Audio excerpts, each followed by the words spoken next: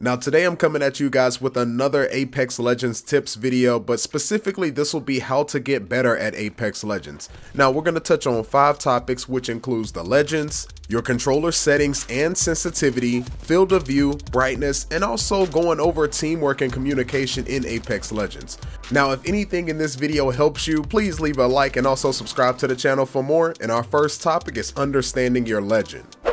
Now when it comes to your legend, each legend has unique abilities that can give your team an edge if used correctly. Now I do have guides on my channel and I'll leave a link to that in the description if you want to specifically know how to use each legend properly, or just a starter guide on how to use them.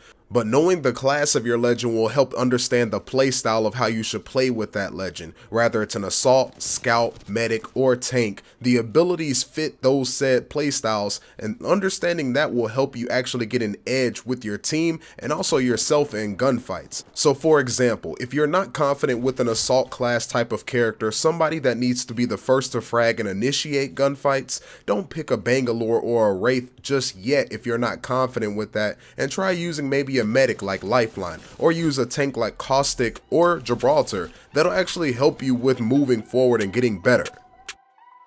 Now when it comes to settings and sensitivity in this video, this will just be some suggestions and also showing you what I use. Now if you don't have an elite controller or a scuff controller that has the extra paddles, this is the setting that I would suggest for anybody that has a default regular controller, and that is button puncher. Button puncher allows you to crouch with the right stick, but the main reason and the key tip in this using button puncher is this allows you not to take your thumbs off the right stick or the left stick. This advantage here allows you to manipulate and win your gunfights as frequent as possible without taking your thumbs off the right stick and the left stick. And that's also a pro tip in there too, because if you watch anybody that plays console Call of Duty or any of the games that are on console and in Pro League, you'll notice that pros do not take their thumbs off the right stick and left stick frequently or often at all, and that gives you an advantage. Now if you're somebody who can actually play claw, I would say play evolved. The reason I would say that is because you also get the right stick for the crouch, but you also get jump with left bumper. So if you do play the claw on controller, this will still allow you to jump with LB, and this is honestly a similar version to what somebody would use if they had a scuff or an elite controller. So if you are trying to improve on your game, these are some of the suggestions I have for you, because I want to be able to help you guys improve as much as I can personally. And hey, button puncher, evolve, try it. But getting into our sensitivity, at the moment this has been working for me because my goal is to consistently drop around 6 to 8 plus kills a game with having around 1,000 damage, whether that's with assists or even finishing my own kills. But that is a goal I have in mind personally. So you're welcome to use my sense, but the main thing you want to put in mind when using your sensitivity is you want to be comfortable but also reactive enough for you. Now a sensitivity setting that I would suggest for beginners would be 4 with a 3 ADS and a classic response curve with still a small dead zone. The reasons why is because even regular controllers sometimes have a drift on no dead zone, and you don't want to have a drift at all on any of your controllers because that throws off your aim even by millimeters. Now I know some of you may be wondering why I didn't go over the response curves of each category, and the main reason is I've played on all of them, and some of them either give you too much or not enough responsiveness. And when it comes to using the classic setup, it honestly gives you enough to where you can make fine adjustments but also be able to be quick on your thumbs and make those quick movements, especially in shotgun battles. But as you see on screen right now, I'm in the training grounds, and this is a great way to warm up your sensitivity before you get into matches, just to make the mistakes you need to make early on. And this is a suggestion I have for you: only shoot at the Bloodhound that they have presented to you, because the targets down the range are too large compared to the body models that we actually have in the game, and Bloodhound is a realistic target that you need to hit. So go through your weapons, clap Bloodhound quite a few times, and then go into battle.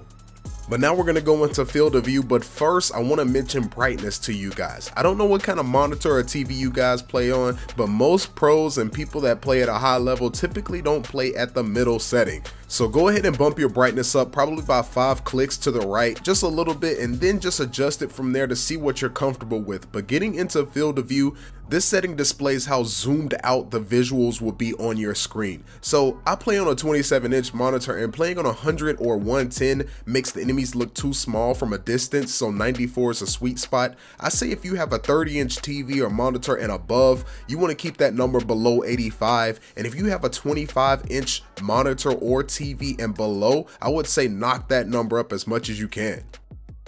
Now we're at the final points to make, and it's communication and teamwork. And communication in any form, rather it's pinging loot, enemies, where you are looking, acknowledging an enemy may be in an area, or telling your teammates the direction you are going. Communication is not only beneficial to you, but to those around you.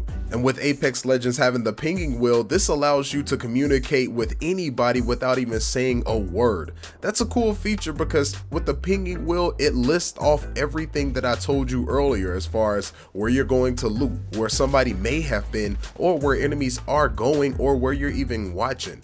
Now, I don't know if you're unaware of this, but if you hold down R1 or hold RB on Xbox One, those options will then come up for you on the pinging wheel, and you can use that in abundance for your teammates to know your actions, whether you're going to loot at a certain location or you're getting ready to watch a certain location because you feel fishy or have a hunch about that location.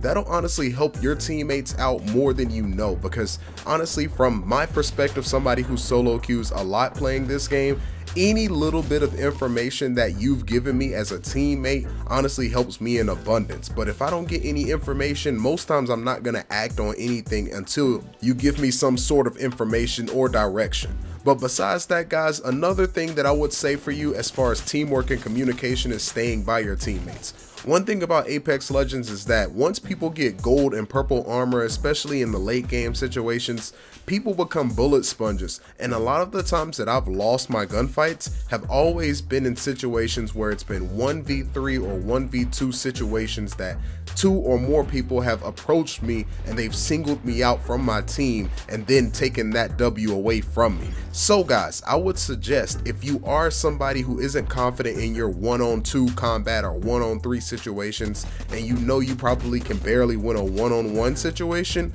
stick with one other person or just stick with your team entirely and use that advantage to get more kills on as a team rather than trying to single out and get those double kills or triple kills by yourself. But this is the point in the video that I ask you guys to start a forum down below.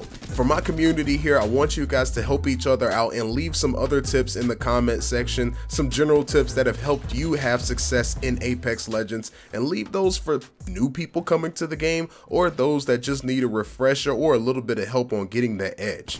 So guys, I appreciate you. Thank you for stopping by and watching this video. If you are new to the channel, make sure to like and subscribe, and also leave those tips down below because we'll be uploading more Apex Legends content here real soon. But I appreciate you guys, and hey my people, we in the house. Knock down the whole squad.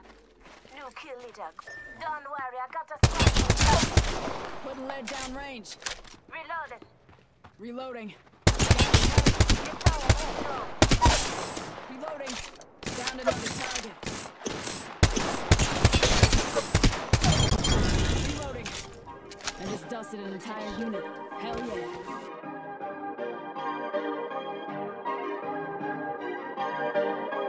Perfect.